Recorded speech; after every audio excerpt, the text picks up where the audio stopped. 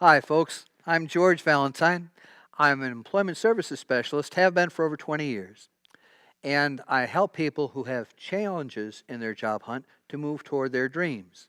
One thing that I've been able to do is to help people through the Hero Method workbook. In the Hero Method workbook, we try to express to you the employer's point of view. And one of the great ways we do that is where I get to play the owner of Valentine's Diner, and I get to show you the employer's point of view on different issues.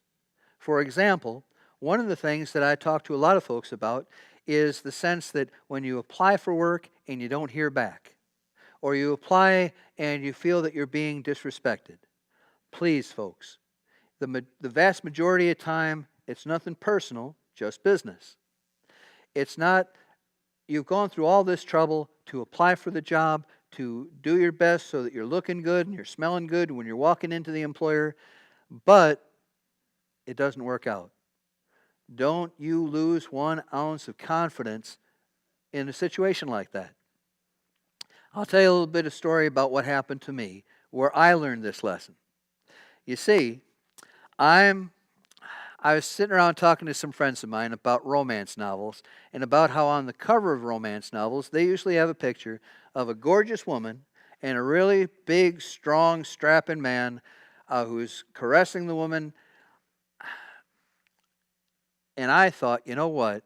I could make a few extra bucks working as a model for romance novels.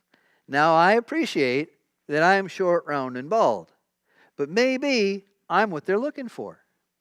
So anyway, I answer an ad, and I'm in there in this lobby, and in this lobby are all these guys who are easily a foot bigger than I am, and they're muscular, they got arms that look like legs, and I just sit down in there, and I'm looking up at all these other guys. And every once in a while, there'd be a beautiful woman who'd walk in, and she'd sit down there as well, getting ready for her going before the judges and going before the employer.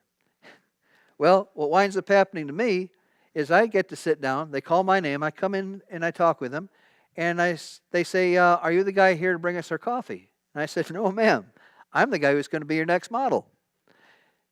The woman looks over at me. She smiles, a big, beautiful smile, and says, don't call us. We'll call you. That was a quick interview. So I get to go home, and I'm sitting by the phone for the next month, waiting for it to ring because she did say, don't call us, we'll call you. And I'm sitting there staring at the phone, waiting for it to happen, and it never rings. Finally, my wife says to me, you know, George, I think I understand why they're not calling you. And I'm sitting there thinking, gee, is it something that I did? Is it something wrong with me? And she says, no, I bet you. It's because they're not creative enough to come up with a short, bald guy as the hero. And I got to thinking about that. She has a good point. I even found this one romance novel that has a picture of a guy who's barely wearing a shirt.